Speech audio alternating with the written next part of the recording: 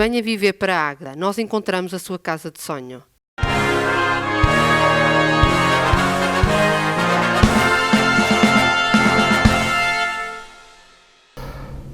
Boa noite. Hoje, 29 de janeiro, a Escola Secundária Marques de Castilho completa 93 anos de existência. Muitos alunos, muitos professores, muitos funcionários, muitas e boas histórias acumuladas em mais de 9 décadas.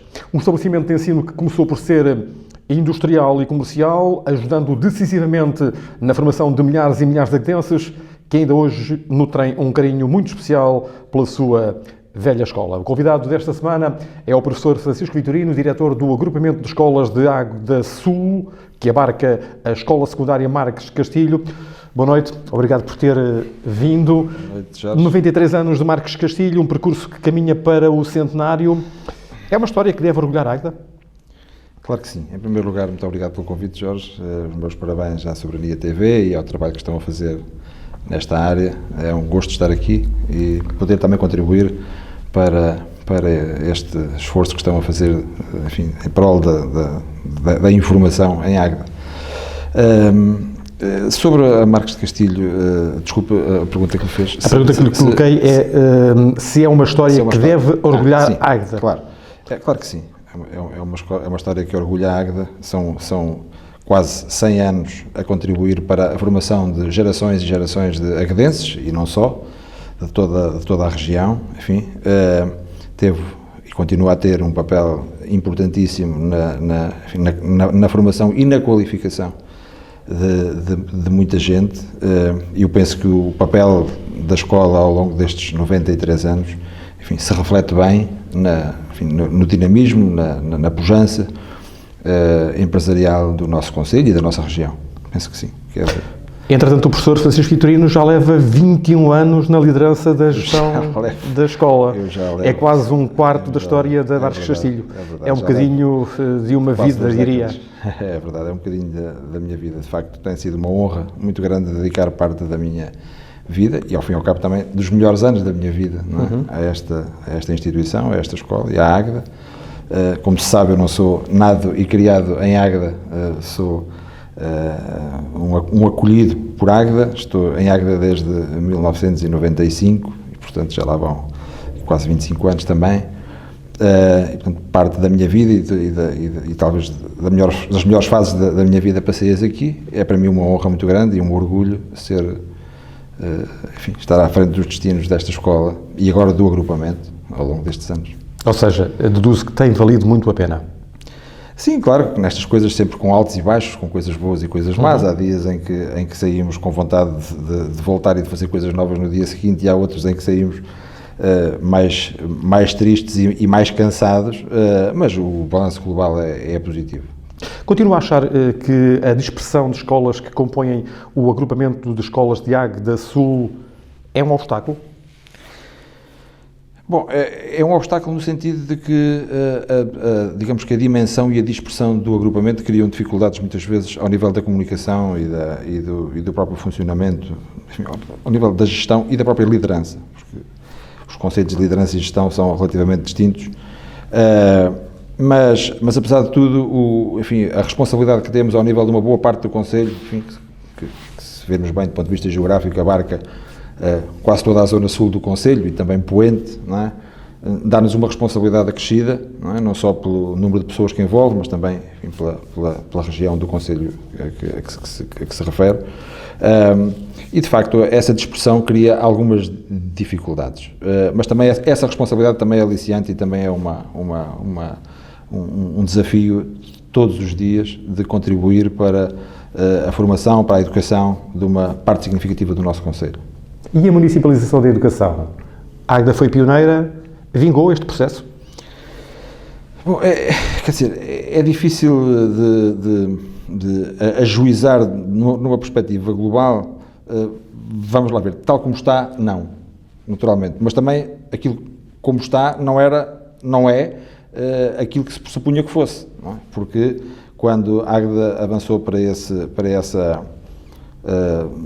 processo, e eu, com algumas dúvidas e com todas as incertezas que isso acarretava, fui um dos, enfim, um bocadinho entusiasta da ideia, porque gosto de desafios e acho que podia ser uma boa oportunidade para agarrarmos com o destino, na parte que nos cabe, evidentemente, da educação no Conselho, mas isso pressupunha também que houvesse investimento de todos os envolvidos, e quando digo de todos os envolvidos, e desde logo do Estado Central, quer dizer, que o processo, quando começou, pressupunha, de facto, um envolvimento e um acompanhamento do Ministério da Educação que acabaria por não acontecer. Foi positivo porque, localmente, com o apoio da Câmara Municipal, com o envolvimento de todos os agrupamentos, acabámos por construir metodologias de trabalho, sobretudo ao nível da gestão, ao nível administrativo, ao nível financeiro, de gestão financeira, contabilística, orçamental,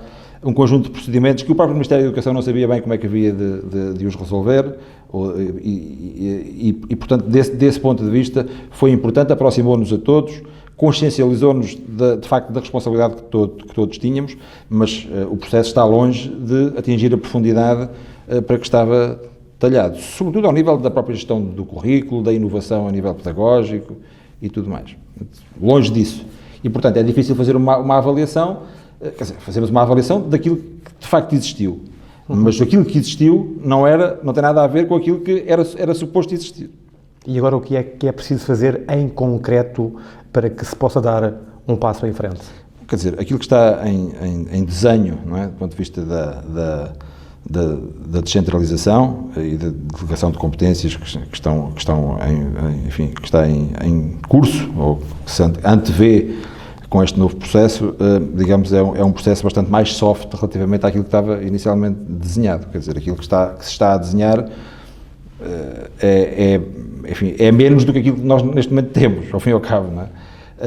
E, portanto, para atingirmos o patamar daquilo que estava inicialmente previsto, enfim, tínhamos de ter um conjunto de competências, não é? E de possibilidades que, de facto, a nova legislação não prevê, sobretudo ao nível da gestão local do currículo, ao nível do envolvimento de novas metodologias de ensino e tudo mais. Claro que isso está em curso, mais por via das próprias políticas educativas do Ministério da Educação, mas que não dependem necessariamente da intervenção local. Portanto, para atingirmos o patamar que inicialmente estava previsto, era preciso irmos um bocadinho mais fundo do que aquilo que se está a antever, fazer, em termos de delegação de competências. Na passada sexta-feira, o Presidente da Comunidade Intermunicipal da região de Aveiro, Ribal Esteves, esteve em Águeda, onde anunciou a intenção da CIRA em criar um observatório da educação.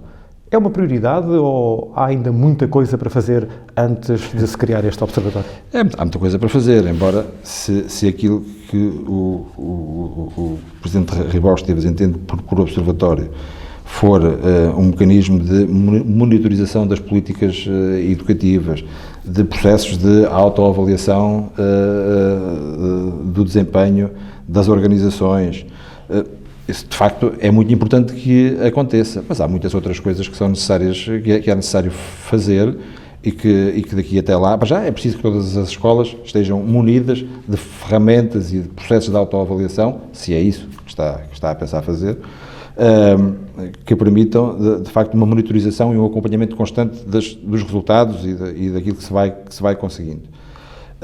Daqui até lá ainda há um caminho ainda a percorrer, mas é um processo importante. Um observatório é sempre um processo importante porque obriga as próprias organizações a refletir sobre o seu próprio desempenho e encontrar soluções de melhoria para os problemas que vão surgindo. Isso é muito importante que aconteça, mas daqui até lá ainda há um caminho a percorrer. Internamente, na Escola Secundária Marques de Castilho, quais são os grandes objetivos que a escola tem em mente para o futuro imediato?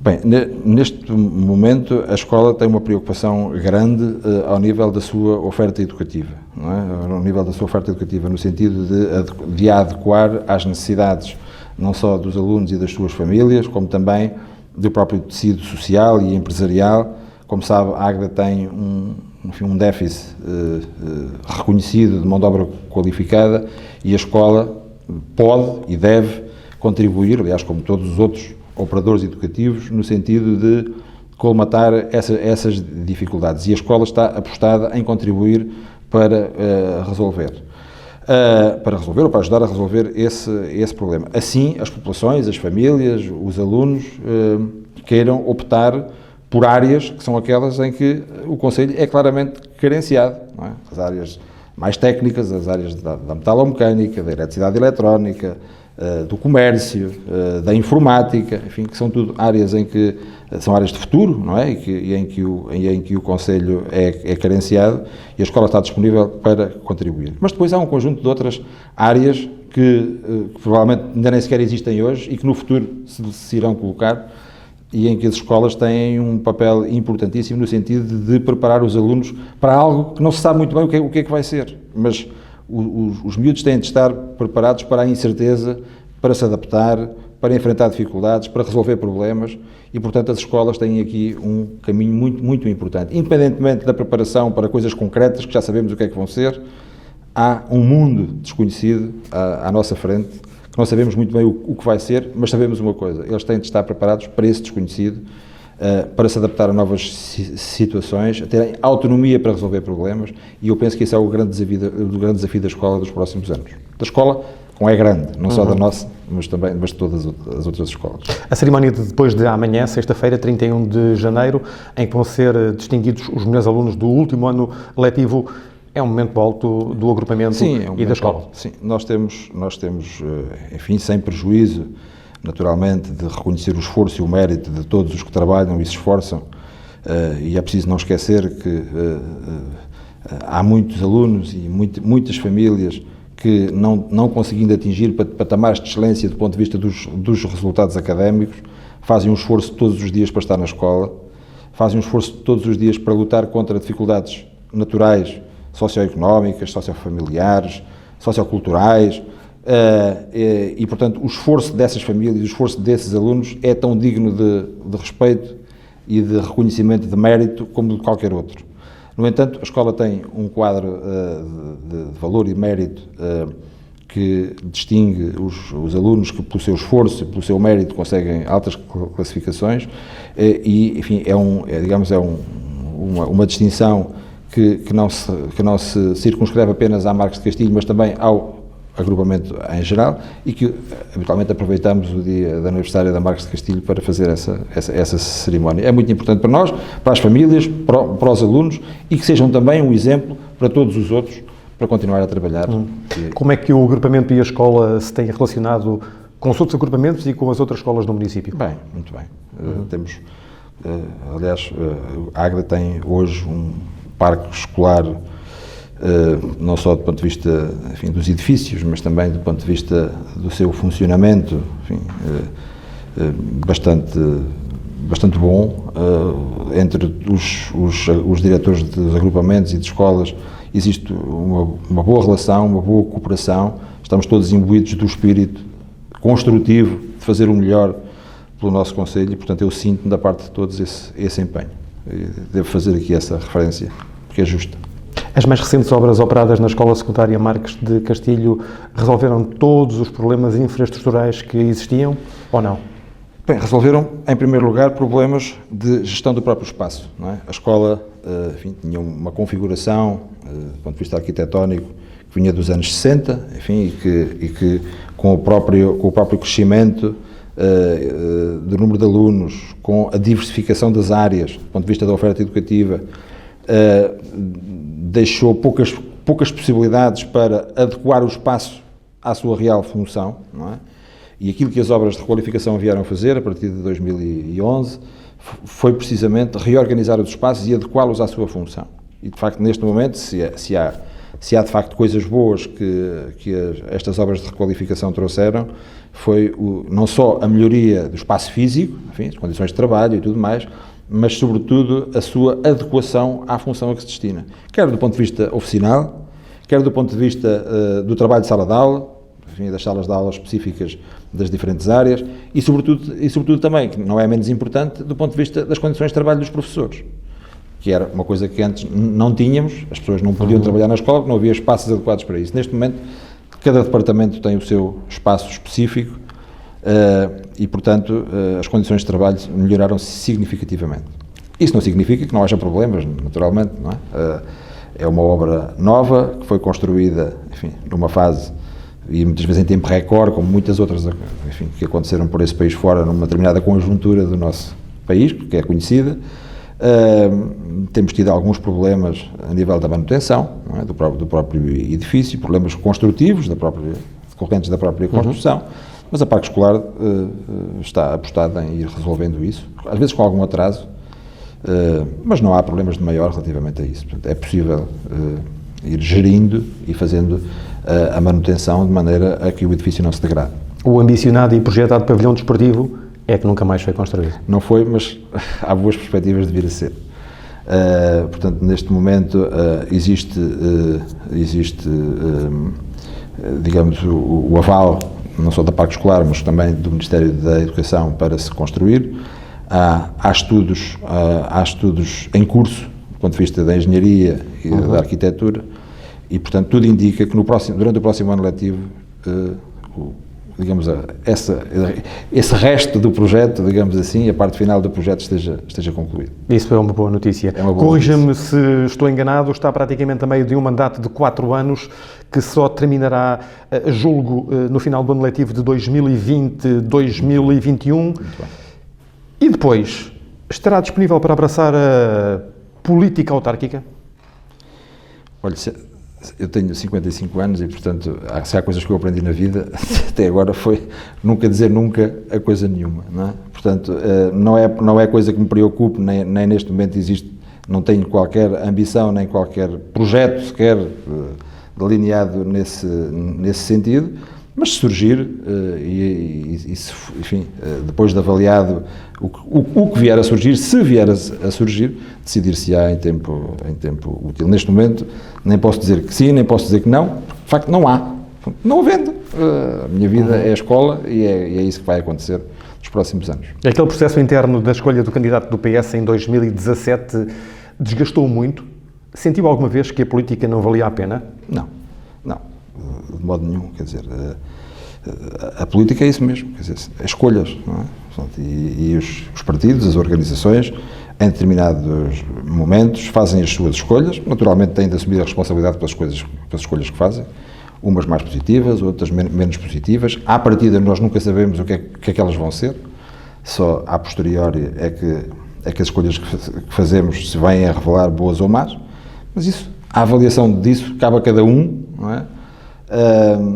E eu não vou fazer nenhuma consideração sobre isso, porque é um processo perfeitamente natural, democrático. Está encerrado. O partido fez essa escolha, está encerrado, e portanto a vida continua, sem nenhum drama, sem nenhuma reserva relativamente a isso. Havia muitas vezes agastado com as incidências das Assembleias Municipais que dirigiu durante 4 anos. Essa experiência não é para repetir? Sobre esse assunto, não vou repetir aquilo que já disse, porque a ideia é exatamente a mesma, mas, de facto, a condução de uma Assembleia Municipal não é uma tarefa fácil, enfim, porque estão digamos, em confronto, se me é possível utilizar essa expressão, não só posições idiosincráticas diferentes umas das outras, mas, sobretudo, também personalidades diferentes. E cabe ao Presidente da Assembleia Municipal manter, naturalmente, a ordem, manter o normal funcionamento do órgão, e isso às vezes exige, enfim, uma posição um bocadinho mais musculada. Mas faz parte do processo, acho, enfim, na análise que eu faço, acho que as coisas até correram relativamente bem, e não há nenhum problema relativamente a isso. Nunca tive nada que me impedisse de futuramente, nunca mais faço isto, ou não quero mais isto. Não, de modo nenhum. Também não sei o que é que vai acontecer, mas não é por aquilo que aconteceu que vou deixar de fazer de novo. Entretanto, está envolvido nas eleições para a Conselhia de Águeda do PS na lista de José Vidal. Eleições que se vão realizar na próxima sexta-feira. Se for ele o vencedor, o professor Francisco Vitorino será o candidato socialista à presidência da Câmara em 2021? Não me parece. Penso que não. Há quem diga que José Vidal gosta do perfil que o professor Francisco Vitorino tem para encabeçar uma lista o mesmo do Zé Vidal, Partido que agora Socialista gosta, há à 4 presidência anos, ou quando teve de fazer opções, também fez as suas opções de modo diferente. Quer dizer, as coisas são assim, são dinâmicas. Aquilo que em 2013 ou em 2015 era uma coisa, hoje é outra. Eu não sei o que é que vai acontecer. Enfim, o Zé Vidal é um homem sério, enfim, apesar do seu feitio, como qualquer um de nós o tem, e da sua forma de ser e de estar, é um homem sério que me merece confiança. Acho que é uma pessoa capaz, de facto, de unir o partido e de, digamos, e também de alargar o seu espectro, enfim, em termos locais, em termos sociais, que é aquilo que eu acho que o partido precisa. Quanto ao resto, enfim, a seu tempo, o partido há de decidir, dentro da sua estrutura interna, o que fazer. Estou um pouco preocupado com isso. Não é isso que me motiva. Mas muito se tem falado nos meandros políticos sobre o futuro, e não posso deixar de lhe colocar esta questão. Claro. É visível a boa relação que tem com o anterior Presidente da Câmara, Gil Nadais. Se ele avançar com uma candidatura e se o convidar para ser seu número 2, aceita? Olha, eu acho que é difícil fazer considerações com base em si. Em primeiro lugar, nada indica que o antigo Presidente da Câmara avance, porque a posição que é conhecida, que é aquela que eu também conheço, é de que não. Se isso acontecer, na altura, analisar-se-á, ver-se-á em função do contexto que na altura existir e da conjuntura, mas não parece que seja uma situação que se vá colocar, portanto não é coisa que me preocupa. Mas ninguém se esquece que Gil Nadais defendia o seu nome para encabeçar a lista do PS nas últimas eleições autárquicas. Há quem diga que sim. Olha, eu diretamente não sei, também nunca lhe perguntei. Se sim, tudo bem, reconheço, agradeço esse apoio. Acho que o Presidente da Câmara, Gil Nadais, é reconhecidamente um homem competente e que de facto fez um trabalho, com toda a sua equipa, naturalmente, mas que fez um trabalho muito importante nos últimos 12 anos em Águeda, e não me parece que seja morto politicamente, evidentemente, e portanto está em pleno das suas capacidades, precisamente para, se assim o entender, e se da avaliação que fizer, se justificar o seu regresso, acho que sim, faz todo sentido, porque não? E como é que avalia o desempenho da primeira metade do mandato do atual Executivo Camarário liderado pelo Movimento Independente Juntos? Bem, para um movimento independente, as coisas de facto não são fáceis. Eu sou franco, enquanto cidadão, não é? Eu esperava uma dinâmica um bocadinho diferente, tendo em conta a experiência acumulada dos últimos anos, não é? Porque, ao fim e ao cabo, a equipa do Executivo Camarário que neste momento existe, esteve à frente, enfim, com os Gil Nadais 12 anos, e eu esperava outro dinamismo, outra capacidade de fazer, outra capacidade de resolver problemas, não é? De facto, houve ali alguma dificuldade inicial, e vejo isso também do ponto de vista do próprio funcionamento da educação e da capacidade de resolver problemas e de responder aos problemas. Mas, enfim, repara-se, mas também penso que são as dificuldades normais de uma autarquia em que, apesar de tudo, há uma mudança, sai um líder, é muito diferente, se calhar, se fizessem um segundo mandato, se calhar as coisas estariam muito mais rotinadas, muito mais oleadas, digamos assim. Eu esperava, de facto, outro tipo de preparação para enfrentar as situações. Mas, do ponto de vista da escola, não me posso queixar do apoio, não me posso queixar da ajuda que a Câmara tem dado, do empenho que tem colocado, de facto, no apoio às escolas, às vezes com algumas dificuldades de resposta. A resposta atempada. A Câmara tem, de facto, um problema de estrutura de pessoal, não é? Do seu quadro de pessoal, para a dimensão que é o processo educativo em Águeda. A Câmara tinha de ter outro tipo de estrutura para poder responder melhor. E de facto não tem. E isso tem-se notado na capacidade de responder de forma atempada às situações. Por exemplo, na realização de concursos, na resposta que é preciso dar, porque temos de contar muitas vezes com as dificuldades que decorrem da própria contratação pública, e portanto a Câmara poderia e deveria ter uma estrutura que permitisse responder de forma mais eficaz às situações. E isso foi, do ponto de vista das escolas, foi uma das grandes fragilidades que eu notei no mandato, de facto. Entre educação e política, para onde é que pende o prato da sua balança? Eu sou professor. E, portanto, a minha vida é a escola, sempre foi a escola, e, portanto, até haver alguma coisa em contrário, continuará a ser a escola. Se, entretanto, surgir alguma coisa, cá estaremos para analisar e para avaliar. Uhum. E quem é a sua maior fonte de inspiração nas funções profissionais que desempenha? Quem é que mais o inspira nesta missão de dirigir agora o agrupamento e de levar já 21 anos de direção na Escola Secundária Marques de Castilho? Inspira-me, do ponto de vista profissional, inspira-me muito a minha equipa. Não é? Tenho uma equipa de pessoas, enfim, algumas delas que já vêm comigo desde quase a primeira hora, não é? E temos nos esforçado muito, trabalhamos bem juntos. Depois, quando foi criado o agrupamento, procurei chamar também à equipa colegas de ambos os antigos agrupamentos, enfim, para que as coisas surgissem de forma equilibrada. Temos funcionado bem, são a grande inspiração de todos os dias. Mas depois, não são só eles, são todos os colegas, todos os professores e funcionários que todos os dias dão, como se costuma dizer, o litro, não é? pela educação no nosso concelho. São os nossos alunos, que apesar de às vezes dizer mal desta geração e do que estamos a construir, todos os dias nos dão exemplos de civismo, de capacidade de fazer, de bom senso, muitas vezes de bom senso. São os pais, a comunidade educativa. Do ponto de vista pessoal, a minha grande inspiração é claramente a minha filha, porque, enfim, é um grande exemplo de luta, de capacidade de resistir, de força de viver, e isso, ela tem sido, de facto, a minha grande inspiração.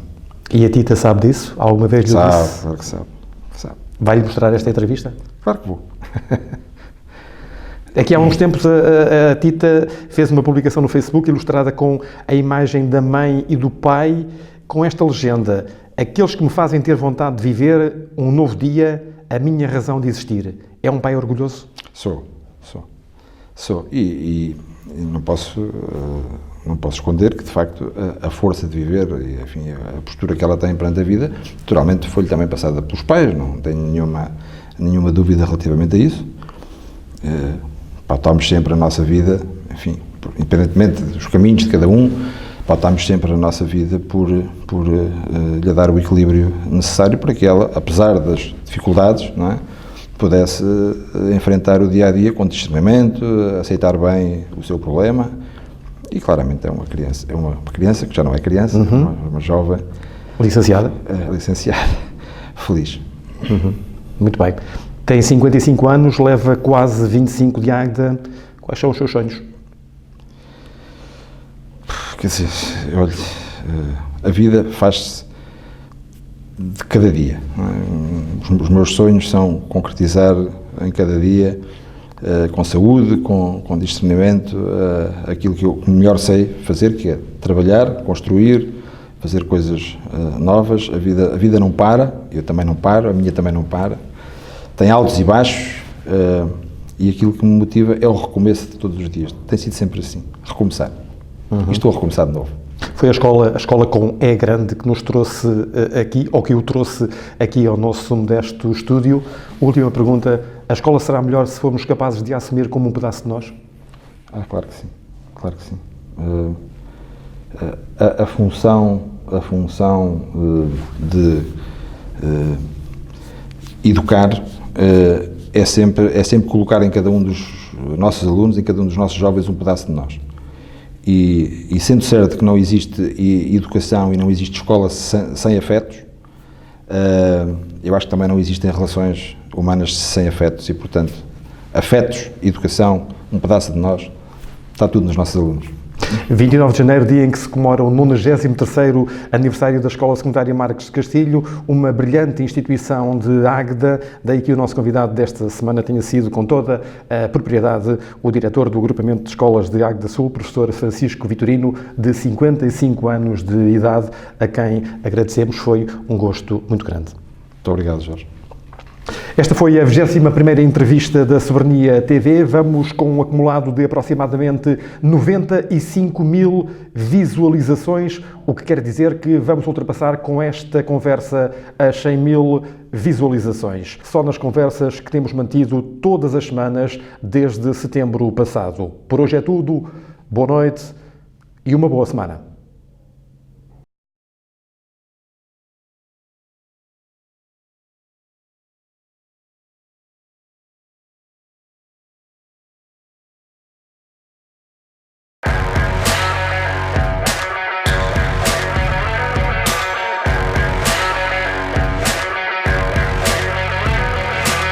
Remax, venha viver para a Águeda. Nós encontramos a sua casa de sonho.